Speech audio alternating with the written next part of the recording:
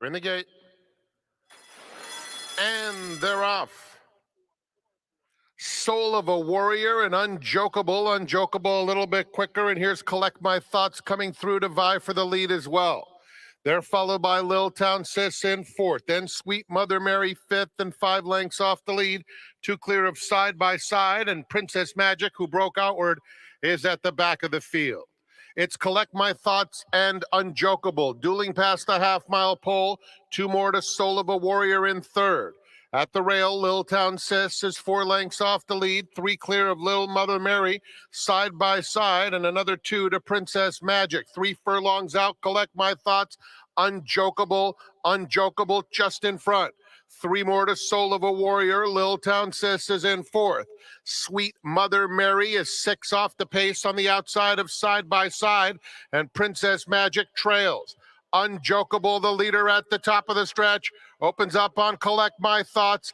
They're followed by Soul of a Warrior, Lil Town Sis in the center, and Side by Side is finishing strongly at the rail. Final furlong, Unjokeable. Side by Side comes through on the inside, and Soul of a Warrior in the center of the track, still with a chance to get to Unjokeable. Here's Soul of a Warrior, Soul of a Warrior in a photo with Unjokeable.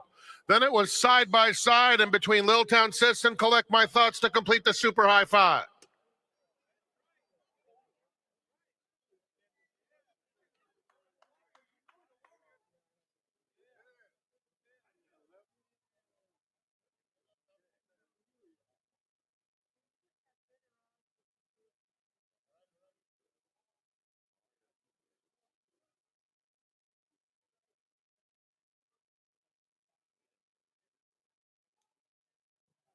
Barton will be the last one.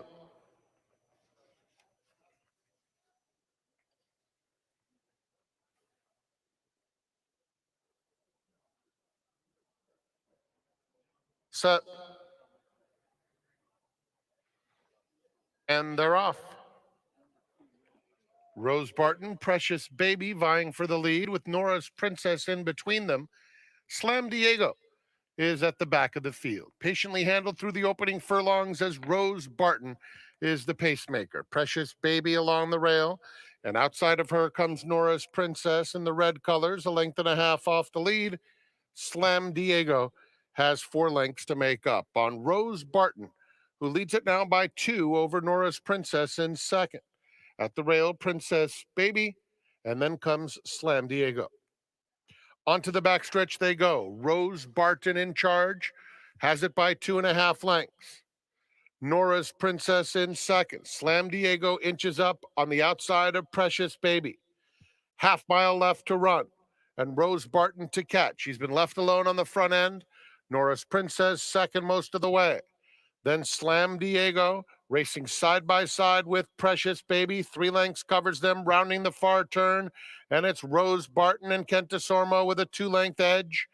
Nora's Princess gets a nudge in second. She's joined by Slam Diego, who starts to pick up some momentum, has 2 to make up on the front running Rose Barton at the top of the stretch. Slam Diego takes up the chase now on the outside of Nora's Princess, a furlong out. And here's Slam Diego right up to Rose Barton, who's hanging tough. Rose Barton, Slam Diego. Rose Barton still there by 1.5 lengths and showing no signs of weakening. It's Rose Barton, coast to coast. Slam Diego second best. Precious Baby up for third.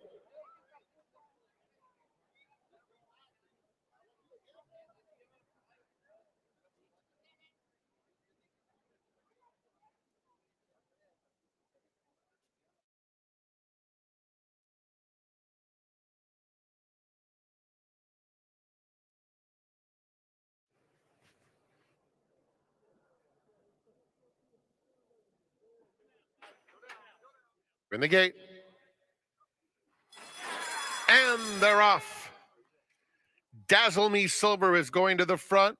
Worcester worked upon for early speed. Finding Love comes through at the rail, and Noble Gary, 4 of them line up into the first turn, and Smart Mo is at the back of the field. Finding Love goes toward the 6 furlong pole with a 2-length advantage. Worcester is second on the outside of Dazzle Me Silver. Then it's 1.5 lengths Smart Mo and Noble Gary together at the back of the field. They swing on to the backstretch with Finding Love, the target, by a length over heavily favored Worcester in second.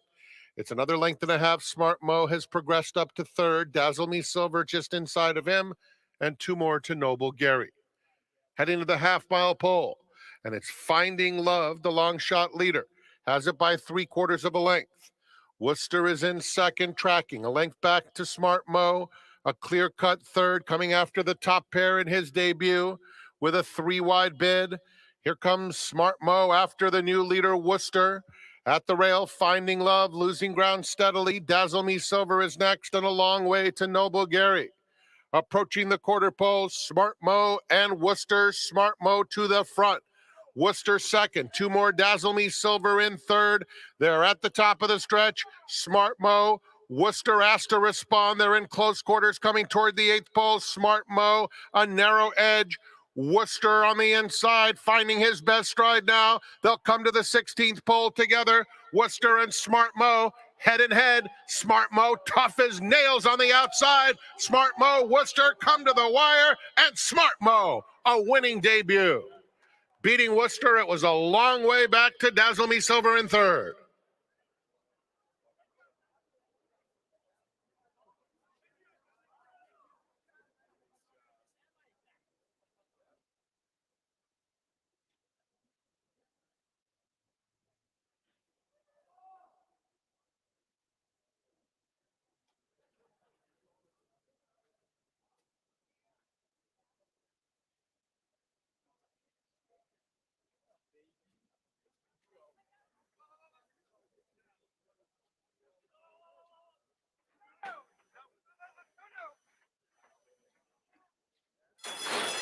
And they're off. Clean start. Good Buju sent right out for the early lead. On the outside, here's Sweet Hello between rivals, and back on the street third. Awesome Taylor sits behind the top three and fourth. Then Peppermint Flirt and Tata for now is far back in the early going. Good Buju and Sweet Hello. And the two of them round the first turn 1-2 with Awesome Taylor along the inside. The favorites 1-2-3 as they swing on to the back stretch. Back on the street is fourth, followed by Peppermint Flirt and a big gap to Tata for now. They swing on to the back stretch, and it's Good Buju, now letting it out a notch in front by 2 lengths. Sweet Hello second, Awesome Taylor at the rail, followed by Back on the Street, 4th and 3 off the pace. Peppermint Flirt is still next, and another 6 to Tata for now. No change in the running order. Good Buju into the far turn, leads the way 3/4. Sweet Hello second. At the rail, Awesome Taylor, and Back on the Street, side by side. Back on the Street now takes third as Sweet Hello comes under heavy pressure. From the back of the field, Tata for now, who was far back, has made some serious contact. Now Awesome Taylor comes off the rail to get after Good Buju. Good Buju has something left with an 1/8 to go, a length and a half in front of Awesome Taylor in second. 4 more to Peppermint Flirt in third, a 16th to go. Awesome Taylor, Good Buju. Awesome Taylor has the momentum. Good Buju trying to fight back. Awesome Taylor, Good Buju. Awesome Taylor prevails. Good Buju was second. Peppermint Flirt third. Back on the Street was fourth.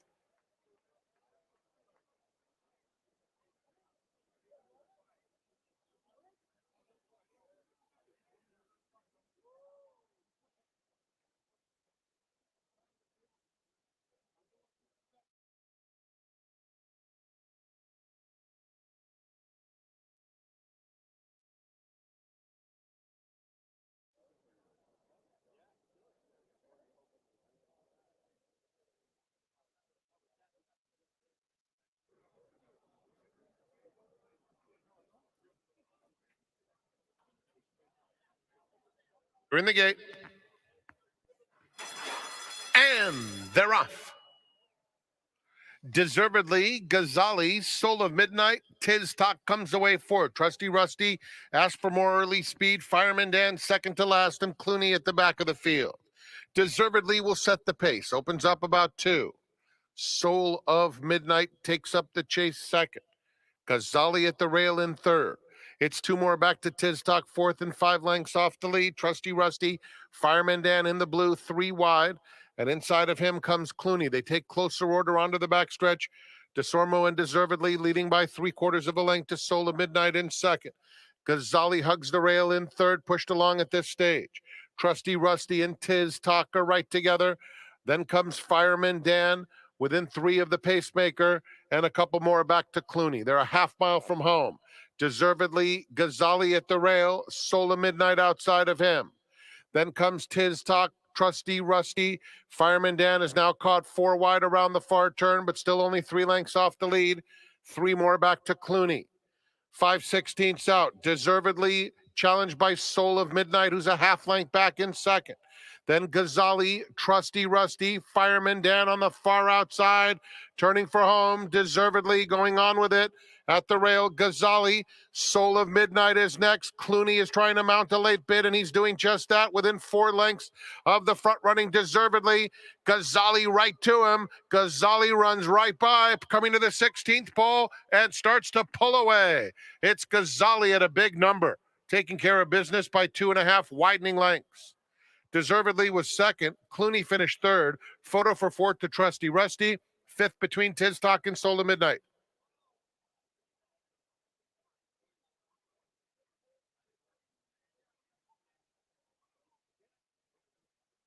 Well, is the place for amazing concerts at their Yamava Theater.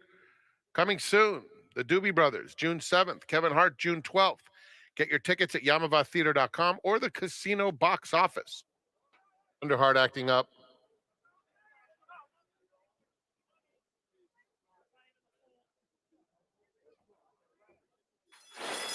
And they're off. Clean start. Law abiding, Please Focus has early speed and now up to take a narrow advantage as they get to the main course. Westward Look in the white cap on the outside is prominent as well. And in between horses, it's now Law Abiding challenging Please Focus. Please Focus, Law Abiding, Westward Look in third. Then Thunder Heart inches on the extreme outside, and just inside of him is Seismic Spirit. Square Cat is next, 4 lengths off the lead, and 2 in front of Barsabas. Please Focus into the far turn, leading about a length. Law Abiding is still in second, followed by Westward Look third, inch 4 wide fourth. Thunder Heart, Yellow Sleeves at the rail fifth. Square Cat is next. Seismic Spirit has lost a little bit of ground, and the trailer is Barsabas. They're at the top of the stretch, and it's Please Focus just in front of Law Abiding, who moves to engage, and now Law Abiding flattens out, inch in the center of the course. Westward Look, it is still Please Focus by a tenuous length. Far outside, even Square Cat's getting involved. Westward Look is chasing Please Focus. Please Focus just in front, and Please Focus gets there narrowly. A flying Barsabas came through on the inside with Westward Look. Seismic Spirit was also picking it up late. That's 2 for Mario Gutierrez.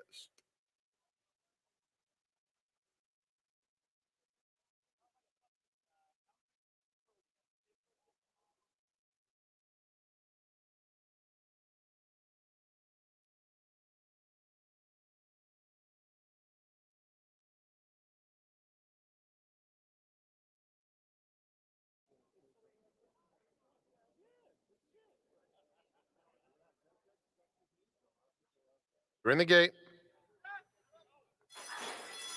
And they're off. Fly Me to the Moon Baby was off slowly. Organic goes very quickly out of the gate. Sweet Vengeance along the rail has some early speed. Rider's Candy is in the mix in the early stages. Never Not Once, Bold Choice moving up 1 from the rail is about 3 lengths off the pacemakers. Whimsical Air has the red cap, Just Is on the far outside. Then comes Rider's Candy, now losing some ground. Sharp Ride is next. A big gap to Work and Flirt and Fly Me to the Moon Baby. Organic shakes loose once again. This time it's a 4-length advantage coming to the quarter pole. Now it's 5. Sweet Vengeance on the inside and Never Not Once are side by side. Another 3, Sharp Ride on the inside of Bold Choice. They turn for home. Organic 4-length lead at the rail. Sharp Ride is starting to pick it up very well, and Sharp Ride's going to pose a threat as she comes through along the inside. Never Not Once is next. Sharp Ride angles out, taking aim on Organic. Organic shortening stride. Sharp Ride has her, swallows her up, and opens up. Sharp Ride wins at first asking. Work and Flirt came like a rocket late. To complete the exacta, firsters were 1-2. In behind them, Fly Me to the Moon Baby also showed up for a minor piece. She was battling with Bold Choice, Riders Candy, and others.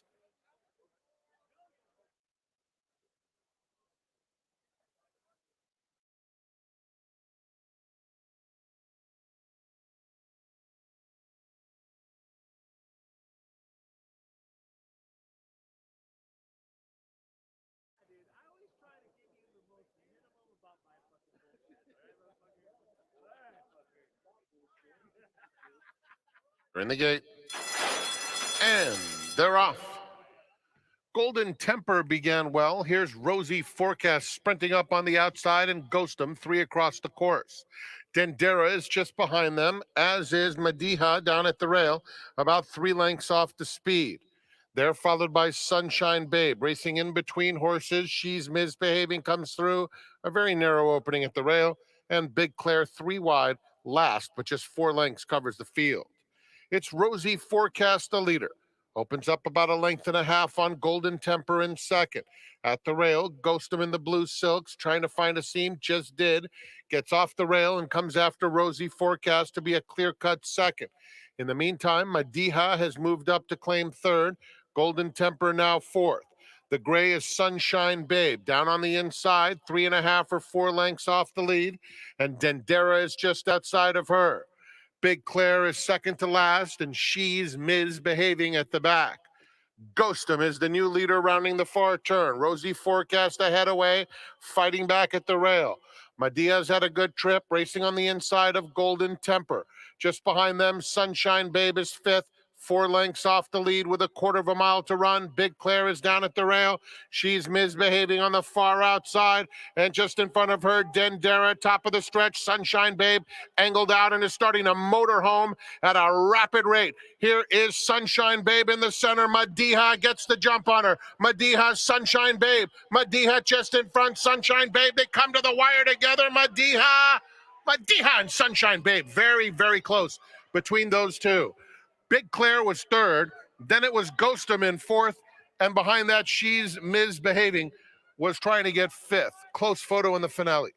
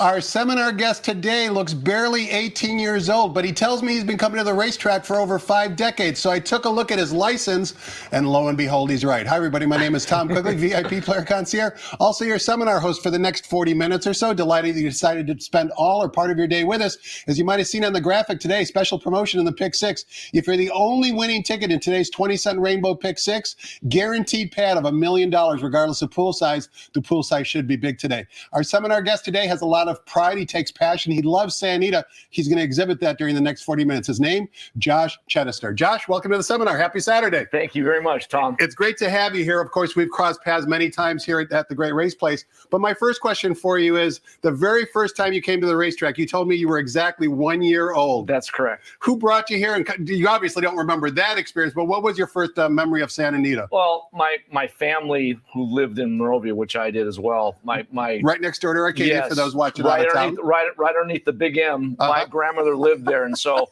my grandmother and my grandfather were big racing fans. Sure. So we would come as a family, my mom's sister and my mom's sister's husband, and we'd come and we'd sit in section K. Right. We'd bring our lunches. It was crowded back then. Oh, yeah, absolutely. But what's funny is, as a child, I remember just having a good time by myself. And I actually asked my dad one day about a year ago, and I said, hey, when I was like 7 years old or 6 years old, was I ever like saying, hey, can we go home? Because it's a long day, right? Right, of course. It's 5 hours here. Sure. So sure. they said, and not a lot of kids your age running around. Exactly. And I'm just like picking up tickets and everything and just looking at the horses. And he said, Josh, no, you never once said, hey, Dad, can we go home now? So even at that age, I remember really wanting to be here. What was it about the racetrack that really kind of got you excited? Was it the pageantry of the horses?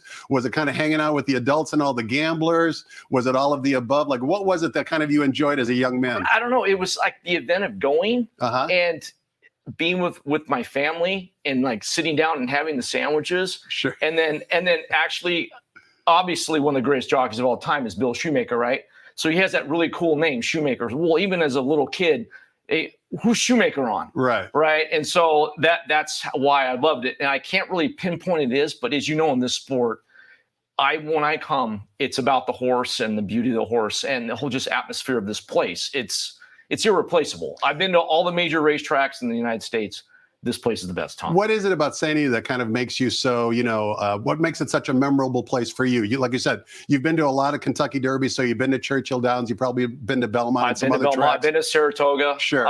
I've been to Arlington Park. Right. We're biased. Obviously, we live in Southern California, right. But what is it about Santa Anita for those people who have never been that really kind of, floats your boat? Well, when you could come any time of the year, and come on, Tom, it's the mountains. I mean, it's just the way, and it's like going back in time. Palm trees, yeah. The well, it's like architecture. going and the structure of the place. Sure. I mean, and Stronach, who owns the place, takes pride in putting money into it to preserving it. Yes. And that's the beauty of the place. Now you've been coming to the track for 5 decades, Josh. Who's the first horse you remember? Maybe when you were, 4, 5, 6 years old. Was it Spectacular Bid? Was it Vigors? Was it somebody else? Yeah, Cougar the Second. Cougar the Second. Cougar the Second. Do you remember Cougar the First? No, he was a horse trained by Charlie Winningham, who was a big time horse.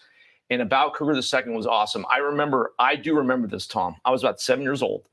I turned to my dad and I said, "Is Cougar the Second running today?" And he wasn't running. Right. But I couldn't wait till he came to the track to run. He was a horse. He had no lead pony like a European horse. He would come down the stretch with Shoemaker and those red silks of Bradley, and he would just stop and pose. And he would look around and he knew he was good. He exhibited class. Yeah, and he knew. He'd look around at the fans and everything. It was there are only a few horses in time that have, and it's happened before. Again, as time has gone on, but that was the first one. You're a racing fan, and I'm just curious, have you ever actually interacted socially with either Bill Shoemaker or Lafitte Pinkai, some of the great jockeys of our time, maybe at a local restaurant, or just bump into them at the local 7-Eleven? No, I haven't. But when I met Churchill Downs, I've been asked like 9 times. Are you a jockey? No, I'm sorry. I'm not riding today. I'm just betting horses here. What is your weight, and have you ever been on the back of a thoroughbred? I have not. I tell people, as the joke is, I'm the perfect height. I'm not small enough to be a jockey, and I'm not tall enough to be anything else. Nice. So I was a really good athlete growing up. So what'd you play? Soccer, baseball, basketball. I played everything. Did you go to college? I did. Yes. Did you get a scholarship? I did not, but I played college baseball, junior college baseball. Where at? Pasadena City College. Nice. Yeah. I think OJ went there, didn't he? Way back when, back in the day before he went to USC? I know Jackie Robinson did. Yeah. So, but I had a good time there, and once my career was over, my career was over. Now you got a binder, a racing form, the program in front of you. You've obviously morphed into a handicapper. You're here almost on a regular basis. Who taught you how to handicap, and kind of what are the principles of your handicapping? Actually, it started when I was more of, when you're a young person, I'd come with my parents, be here. I was more jockey, or who's the good jockey? Sure. The trainer. Sure. The simplistics of I didn't look at the stats. I just knew. But back then, I mean, it was a Hall of Fame colony. What, was there 7 Hall of Famers? Sure. I mean, it's like, great. A guy like Marco Castaneda, he would be terrible, but today he'd probably be awesome. Of course. So Fernando Toro on the turf. But those are the kind of names that were the second string, but they were really good. So what type of handicapper are you? I mean, do you just basically pay attention to the jockeys? I know some of your friends have whispered in my ear that you also you're kind of a pedigree geek. Well, it started with my stepfather when he actually had the subscription to Blood Horse. Mm-hmm. And so I started looking through it, and I would go to the stakes races in the back. Yes. And I would look and try to find Northern Dancer. And you'd start seeing like Nijinsky and all these. And it went like that. I was really intrigued by that. And I started studying it. And it's metamorphed into, I have my own theories that. Give us one of them. Well, turf, you breed turf females to turf sires, but not everybody does that. So, and I don't understand that. Who's more important, the dam or the sire?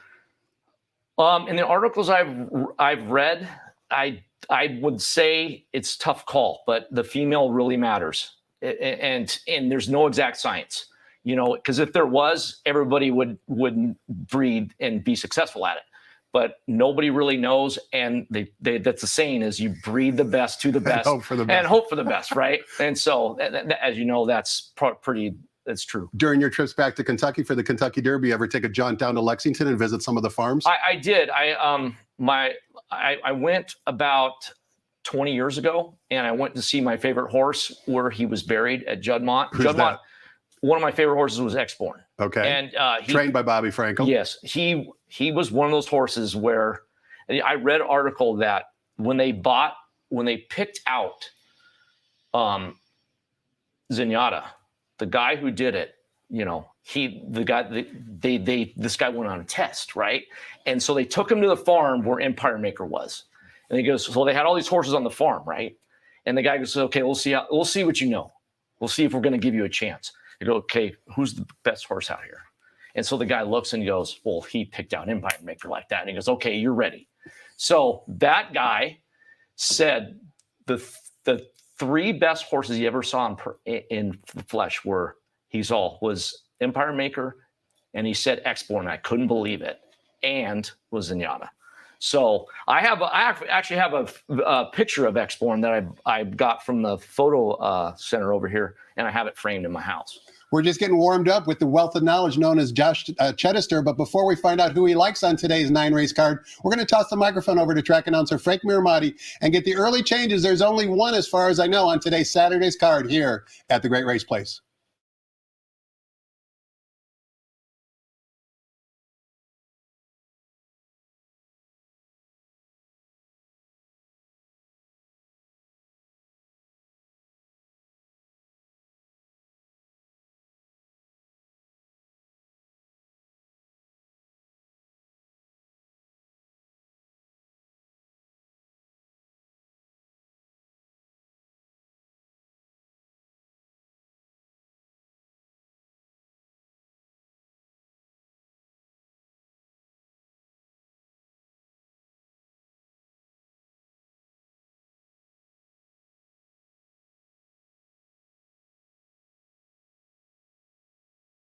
Good afternoon, ladies and gentlemen, and welcome to Santa Anita Park.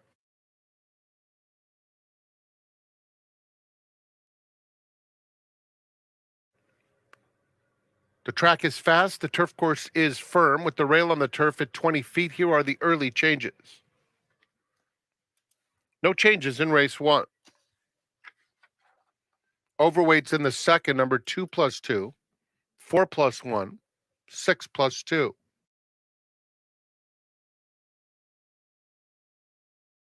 Race 3, number 1, Classy Mademoiselle, 2 pounds over. No changes in the 4th, which starts the Rainbow Pick 6. The jackpot carryover today is $225,000, regardless of pool size, if someone hits a single ticket. Jackpot winner, Santa Anita Park, will pay it out at $1 million, regardless of the pool size. The 5th race starts the late pick 5. Just a blinker note. No changes in the 6th.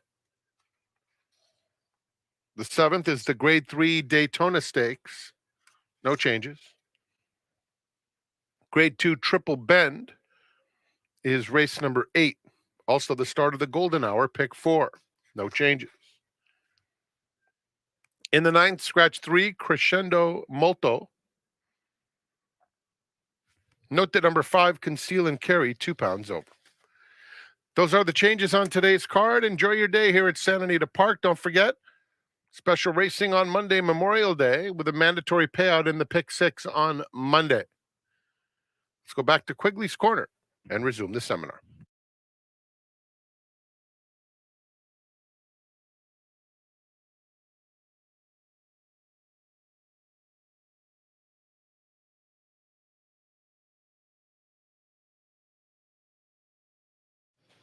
Welcome back. We're talking horses with horse player Josh Chidester. Josh has been coming to the races for over 5 decades. If you look at him, you wouldn't believe me. You think I've been drinking already at high noon here on the West Coast. But it's true. He's been coming since he was the age of 1 year old with his parents and grandparents. It's our pleasure to have him as a guest today. He comes here on a regular basis.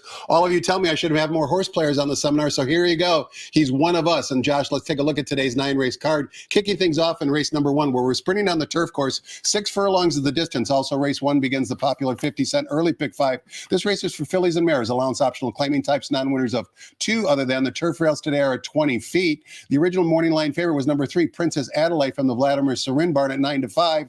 But the current betting choice, trained by Phil D'Amato, is on the bottom, number 6, Benedict Canyon, who broke condition number 1 last time out. Do you expect her to win the race today? Well, when I make selections, I put it in form of A, and B, meaning I weight it. Sure. Right. So some of the tickets I play, I won't even include a B. I'll just go with my A. So when I submitted my picks to you, I gave them that format. So my A in the first race was number 3. Now, the horse looks really good on paper, but my thing I had a question that the 2 ran really well last time off a layoff. Off a huge layoff. So it might bounce, and it had a very easy trip. So, and I think number 4 is the speed of the race. So I'm going with the 3 as the winner. He's going to be sitting close. And then my B would be number 5. 5 is Quiet Secretary, coming off the long layoff, has broken this condition already. So in for the $80,000 tag. Kind of going back to your A-B concept for a minute, Josh. Would your A here, who is number 3, Princess Adelaide, be a single on any pick 5 tickets, or would you use both? I'm using Kent DeSormo. I would not leave him off any of my tickets. He had 2 wins yesterday. He did? He did. I wish I would have seen the replays and the results. I was so busy yesterday that I missed the replays. And the fact that he's only riding in race 1 and 3, he's going to be sitting off the pace in here. This horse has not a good two or 3 results, but the fact that Ian Crueljack rides him back and his stats with Ian are really good, he's going to be sitting off the pace. And if he's going to have something, he's going to come flying in the stretch. If so, I cannot leave him off my ticket. If you take a look at the trainer-jockey combination for Quiet Secretary, who Josh has been talking about, Ian Crueljack and Keith DeSormo, when they team up, they're winning at a 45% win clip. And one more question for you, Josh, in race 1. Princess Adelaide, last time out was ridden by Hector Barrios. Now Hector decides to jump on Benedict Canyon. Do you read anything into that from a traditional handicapping standpoint? Well, no, I here from a traditional, Philip D'Amato's got the best turf horses. Yes, he does. So I would think a guy, the agent's going to want to get his client in that guy's barn. So granted, it does take pause, but I'm taking the chance that he's a closer too. He came off a big layoff. He ran really good.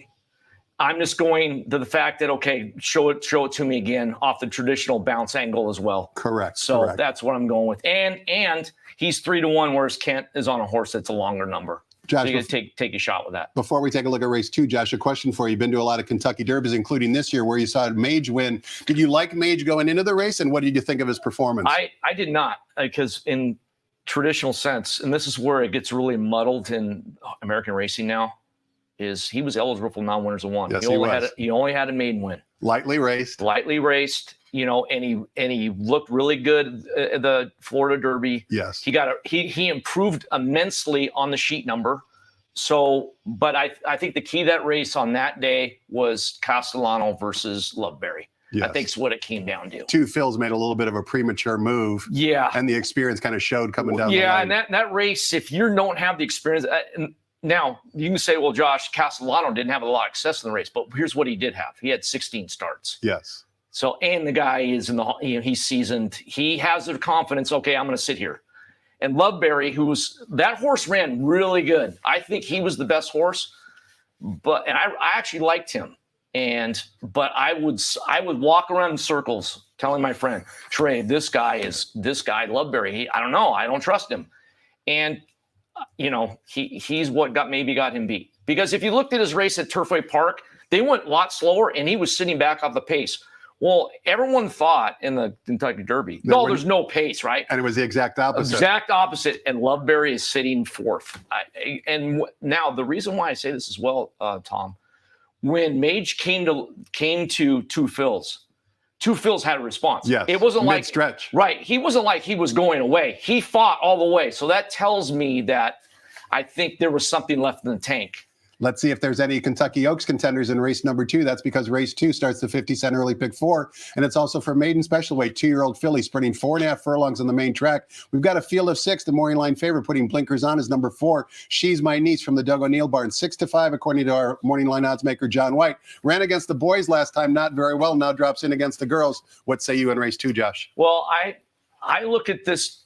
I'll be very honest and candid about my strengths and weaknesses in the sport. One of my weaknesses, and I will admit it, is 4.5 furlong a dirt rate.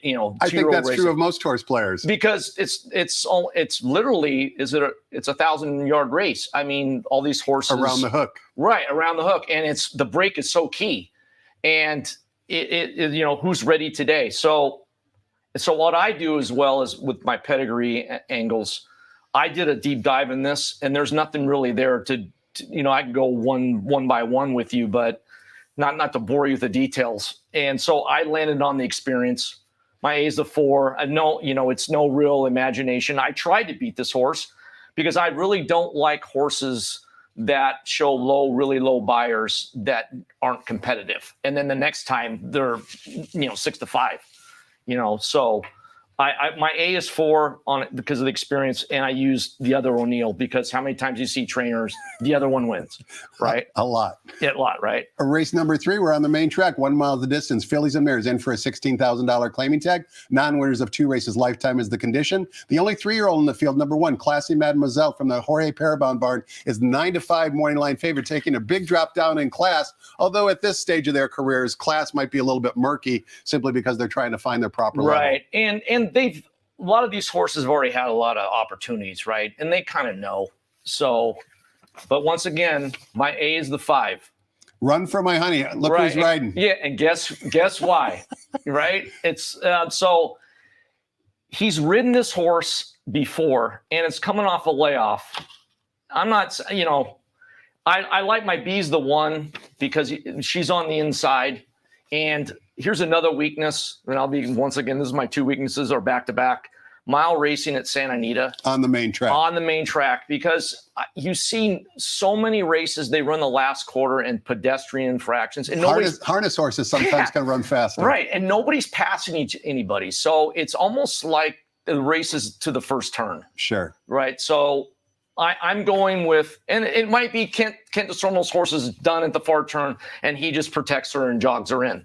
But I'm going, I will, that's my angle. I'm using the 5 with the jockey on the re-ride, and I'm taking the post position with the 1, the favorite. as my B. Race number 4 begins the 20-cent Rainbow Pick 6 sequence. The jackpot single ticket carryover and up to $225,000. That's a bit immaterial today because if you're the only winning ticket in the sequence today, the payout is guaranteed at $1 million. That's right, $1 million payout if you're the only ticket, regardless of the pool size. And we kick off the Pick 6 sequence in race number 4, sprinting 6.5 furlongs on the flat turf course. This race is for $25,000 claimers. We've got a field of 6. Hector Barrios and Mike Pipey team up to basically saddle and ride the favorite, number 6, Chaos Theory, on the outside. A lot of different ways you can go here, Josh. Which way are you going? How about, let me ask you a question, Tom. That's not allowed. That's not allowed. No, I'm the interviewer. No, go right ahead. Go right ahead.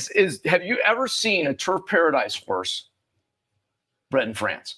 Never. Not that I know Well, of. guess what? There's one today. There's one today in this race. And this horse has got a chance. And then he's my and A. eligible for ship and win. Right. And he's my A. He's a new face. I think a lot of these horses have flaws in them, and I'm going to go with the new face who's a closer. My B is the 5, and he's the speed. Here's the one. I do watch videos, but I don't do a lot of video work as much as other handicappers do. I do a lot from, like, I see the races live, and I'll use the video to refresh my memory. And this is one of the cases I did with the 5.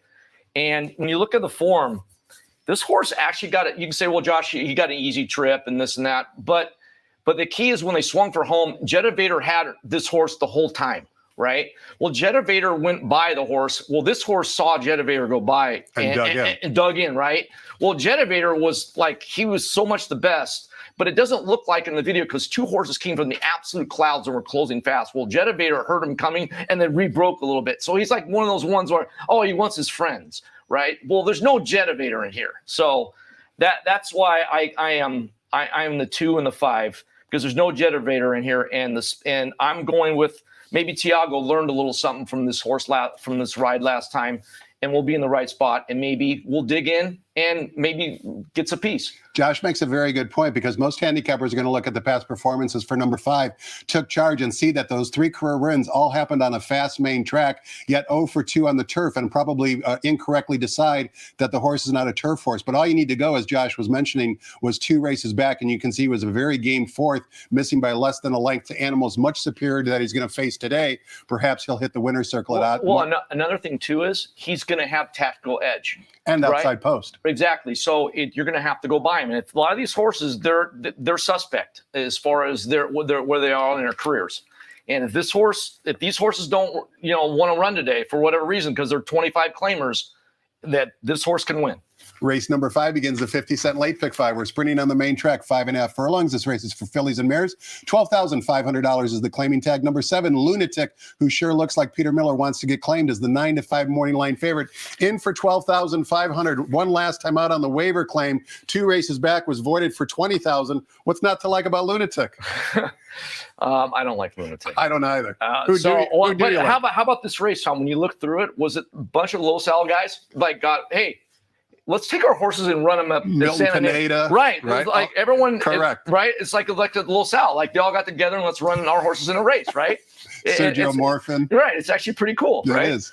Do you like one of those low Sal shippers? I like the 2. Tropicana Girl. Yes, that horse is my A. Looks like the lay close, and it's proven. Actually, this horse, if you look at this horse, it's actually proven on the main track at Santa Anita. It likes the big oval. So, and what I like is with all the speed here, this horse can lay close. And so it's almost like when you see a 5.5 furlong race, it's like the jockeys overcompensate. They send even harder. Correct. Even though you don't see really 21 sub 22 speed, they actually overcorrect. And maybe this horse is the first one to engage when these horses are a little bit leg weary and gets the money. And my B is the 4.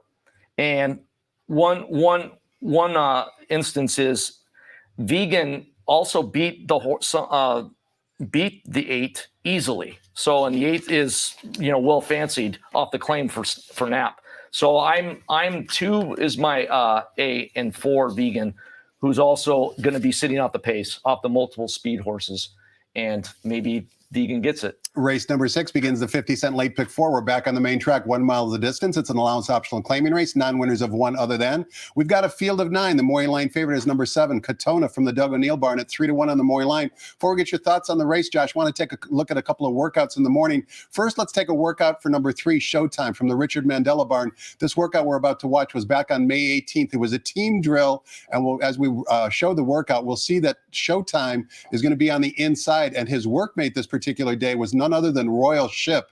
Take a look at Royal Ship, and particularly the size difference. You can tell that Royal Ship is a grade 1 animal. But take nothing away from Showtime. Only 1 career win up to this point, and that's actually Jessica Pfeiffer in the saddle. But he digs in gamely the entire time around here. I know that he doesn't have much of a winning spirit, but nevertheless, the fact that he can stay in the same zip code as Royal Ship to me was quite impressive. He's a son of Into Mischief. He's bred to be any kind. He's owned by Peter Bloom, who certainly has a lot of nice horses. The exercise rider here on a Royal Ship kind of goes a little bit wide. But again, take nothing away from Showtime whatsoever. You can see the final time for 6 furlongs is exactly the same. And take a look at Jessica's body language. She's not really moving her arms or encouraging Showtime to stay up with Royal Ship. So this workout was back on May 18th, just relatively recently. I really like this workout. If that workout can be translated into the afternoon here today, I think Showtime definitely has a big chance.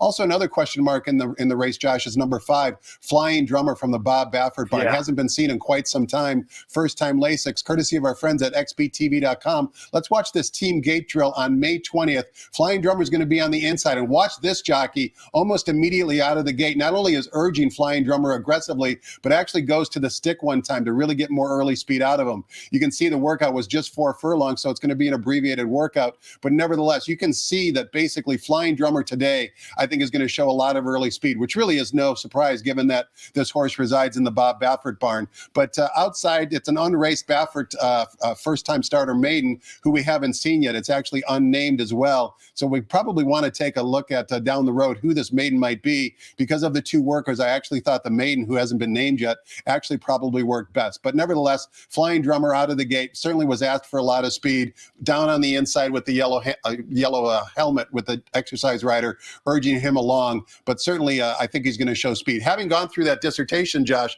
those are 2 runners that I kind of gave a little bit of a look to. But I know you're looking in a different direction. Yeah, I thank you for showing that Baffert video, because the workout is ridiculously fast, right? When you see it on paper, right? Yeah, when you see it on paper and just go, okay, this is 30 slews running or something. But when you put in the context of what you're saying is, yeah, I didn't like him either. I will say this about this race. It's the toughest race of the day. Anybody there's a lot of ways to go in here.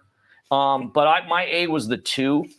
And the reason is, once again, it's a mile. It's on the inside. It's going to be forwardly placed. It's going to have position. Now, I'm not saying that's going to be the golden way of the horse. Still has to run well. The horse has run very well. It's very consistent at Santa Anita. And my B was the 7. And the 7 is, does this horse runs well at Santa Anita like all the time. I mean, this horse is very consistent, right? And the horse you mentioned in Mandela's, I really considered it, but it's like you have to make a decision, right? It's why we were out here. You have to gamble and make a decision. Now, the Divine Armor, if you could go stretch your ticket a little bit, I mean, this horse has got a big shot too. I mean, how about, granted, he doesn't like to win, but 10 out of 12 in the money? What happens if this horse wakes up today and you go, well, he just beat you. He's 1 for 12, but the horse loves Santa Anita, and his buyers are very competitive. And another runner going sprint to route and with the outside post. I think Diego Herrera has really no other choice, I should say, other than showing some early speed, which could be advantageous given the profile of the way the track is playing. And that's the key. That's why I kind of went with the 7 over him. Race number 7 is the first of 2 graded stakes races on today's card. It's the Grade 3 Daytona, 6.5 furlongs on the hillside, on the downhill downhill turf course. The purse is $100,000. We've got a field of 7, and the morning line favorite is number 5, What Makes Sammy Run. 3 of these runners actually exit the same race, which was the Silent Lure, which What Makes Sammy Run actually emerged victorious from. He was dead last early on in the race. So instead of trying to describe it, let's watch the replay back on April 23rd of the Siren Lure. We want to pay to the 3 runners in the back at the beginning of the race. Those 3 runners will be Indian Peak, What Makes Sammy Run, and Burning Turf, who are all running in the Daytona today. And they're off in the Siren Lure, and Sunrise Journey wastes no time assuming command. Air Force Red comes away smoothly and takes second, followed by Burnin' Turf, third on the outside of Indian Peak. What Makes Sammy Run is 4 lengths off the leader. Sunrise Journey cruises down the hill with a 2-length edge on Air Force Red second, then Burnin' Turf, Indian Peak, and What Makes Sammy Run. They passed the half-mile pole with Sunrise Journey, the target, left alone on the front end. Air Force Red gets a little bit closer now, and Indian Peak hugs the rail in third, 2.5 or so off the leader. Burnin' Turf is next, and What Makes Sammy Run only 3 lengths covers the field with 1/4 mile to go. Sunrise Journey, the white blaze of Air Force Red, moves to engage in second. Burnin' Turf, What Makes Sammy Run on the outside. Indian Peak comes through in the pink. Here's Indian Peak with a nice move at the 8th pole. And What Makes Sammy Run storming down the center of the course. Air Force Red in between them. What Makes Sammy Run and Air Force Red come for the wire together. What Makes Sammy Run? What Makes Sammy Run from last to first under Joe Bravo. Josh, after the Siren Lure, that makes What Makes Sammy Run a 2-time stakes winner coming down the Hillside Turf Course, trained by Mark Ladd, who's having a very good spring meet here at the Great Race Place. Who do you like in the Daytona and why? My A is the 5, and my B is the 6. Now, one of my angles and one of my theories is on the 6. If you look at, I love European horses coming to the United States now. It used to not be in the 80s. When Bobby Frankel was trading and Charlie Whittingham and Hulu Kanani, the horses they got were the cream. Now people are going over there, and it changed like in the early 2000s where people would go over there and buy other horses, and they would have some success. Now you could pretty much buy any type of horse and come over here and be competitive right away. And this horse, if you look at the 6, Prince Lancelot, when this horse lays off, he fires. And I tell a very good handicapper that you know, Leo, and I've heard of him. Right, you've heard of him, right? I say, Leo, what if we take What Makes Sammy Run and fly him to France, running with no Lasix on that track, and how would he do? Well, he would be at Chantilly or Longchamp, he'd be up the track. And I go, that's how these horses are up against it, but they do so well. Watching that video. What Makes Sammy Run. If you look at his 4 wins, he's ran 111 and 2, 111 and 1, 111 and 2, 111 and 2. And he's won. He runs really well down the hill. But when he doesn't decide to run, he won't hit the board. So it's all or nothing. Right. And so that's why I'm going to use both of them. Race number 8 is the second stakes race on the card. It's the Grade 2 Triple Bend Stakes, going 7 furlongs in the main track. Also, race 8 begins the $1 Golden Hour Pick 4, linking our last 2 races here with the last 2 races at Golden Gate. And in the Triple Bend, we've got a field of 7. Take note, number 5, fresh off the $100,000 claim, is a first-time gelding. Number 6, Spirit of Makina, who battled with Forbidden Kingdom in the San Carlos. Last time we saw them in the afternoon back on March 11th, is the 8-5 morning line favorite. Before I get your thoughts on the race, Josh, one more workout to show, courtesy of our friends at xptv.com. It's a team drill back on May 20th for Spirit of Makina. Let's take a look at that workout for Spirit of Makina, and you can see that basically he is down. He's actually the trailer. It's not indicated who's inside or outside, but I can tell you that Spirit of Makina is the trailing horse in this team drill, and he basically swallows up his workmate who's Bolt Supremacy as they turn for home. Now, I can tell you a couple of things that maybe are knocks against Spirit of Makina. The first thing I can tell you as we watch the workout is that they were planning to go to Churchill Downs to run in one of the lucrative undercard stakes on Kentucky Derby Day, and the horse had foot issues and therefore didn't make the trip. That's one of the reasons why we haven't seen him in the afternoon since March. The other reason is you can see he's a 5-year-old with only 4 lifetime starts. Now, granted, he should be undefeated. His only defeat was by a head, but nevertheless, he's lightly raced, which always concerns me. But as I earlier described, you can see without any sort of urging at all, Spirit of Makina swallows up his workmate and does it quite nicely in 59 and change. That workout was just 7 days ago for trainer George Papapadromo. Another good betting race here. I actually like a long shot in here. I'm interested to hear who you like, Josh. That's interesting that I'm glad he didn't go to Churchill Downs personally. He stayed here. Well, you're a homer for the West Coast. Yes, I am. Because you never know what happens when they come back. He looks so good his last race here visually. I don't need to see the video. I just remember watching it, how good he looked. And it's hard to ignore that. But it's interesting that you said that the foot issues, that kind of matters. But I'm still going to use him. My B, but it wouldn't be if you said if I had to single somebody, I would single him. But my horses, I think that are going to run. If I were to play a trifecta or an exact, I'd put the 3 underneath them. That's my long shot. Yeah. And I just think I've seen Doug O'Neill do this before. You know, I've seen him just blow things up with this move where he brings horses from Dubai and they don't look all that great. But the key is, though, this horse has performed well without Lasix, and not a lot of people on media outlets don't describe horses running with or without Lasix and use it as an angle. It's very important when the horses don't have Lasix and all of a sudden they're asked to run through the wall. You don't know what they're feeling like inside. So that horse has proven they've done it. My other horse I would use maybe underneath in your trifecta is the 1. That horse was put in a tough spot last time, and they ran really fast in the California. It wasn't that bad. He's shortening up. That horse could be underneath because I'm going against Forbidden Kingdom.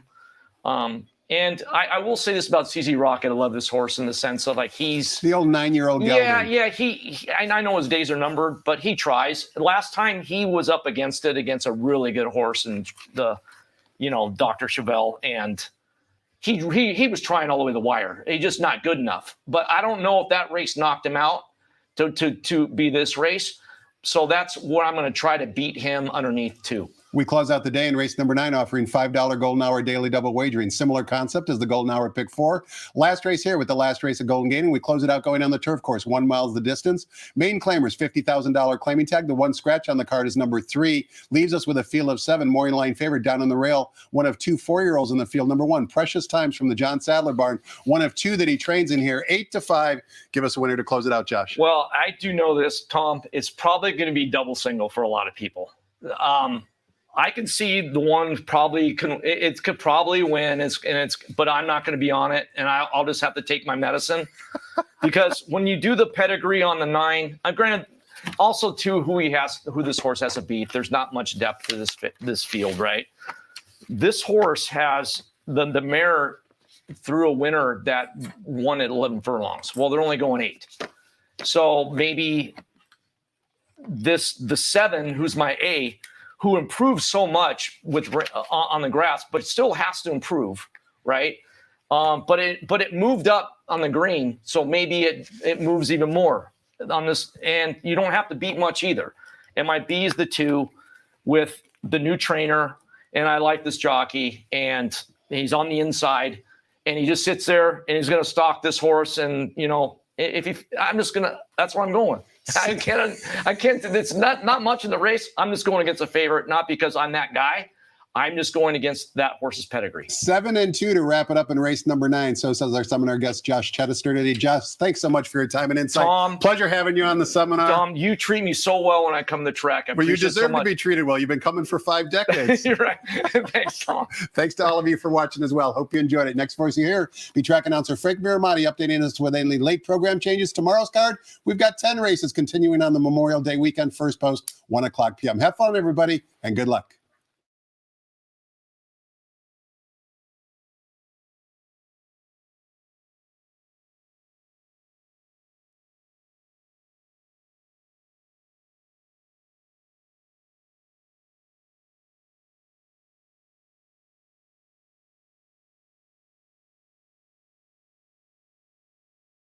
Ladies and gentlemen, please rise for our national anthem.